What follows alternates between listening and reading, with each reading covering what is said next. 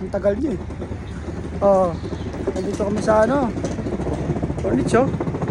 Ayan oh, laki na dyan oh.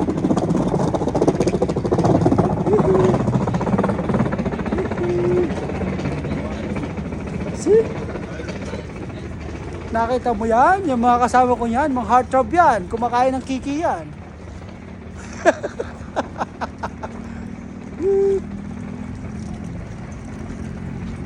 Para, you know, this one, you know, end of beach, end of Corniche. Now, this one closed. No, the beach, where the beach. Which is the entrance here? This one? Yeah. Entrance? Oh, thank you. Pare. Ah, what? Hi. Hi, hello. Hi, pare. I'm vlogger from Philippines. Tiger?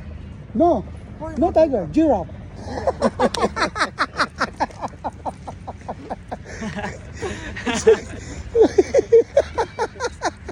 Tiger? Tiger, no, giraffe. Sira ulo. See?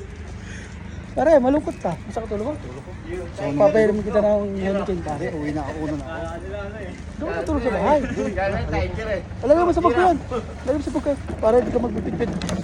Yan lang. Sancho, lagay mo dito. Para magbibit-pit yan. Masakit na ulo ni paring... Dari lang. Okay na.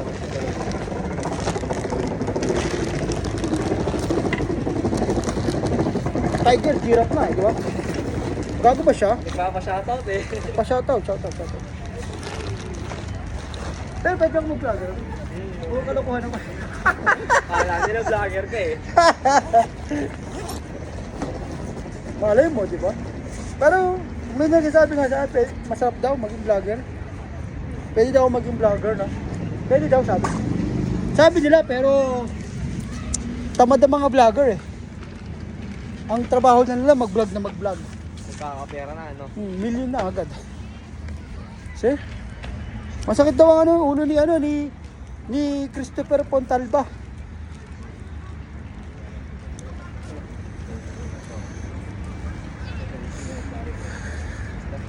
End of vlog. Thank you.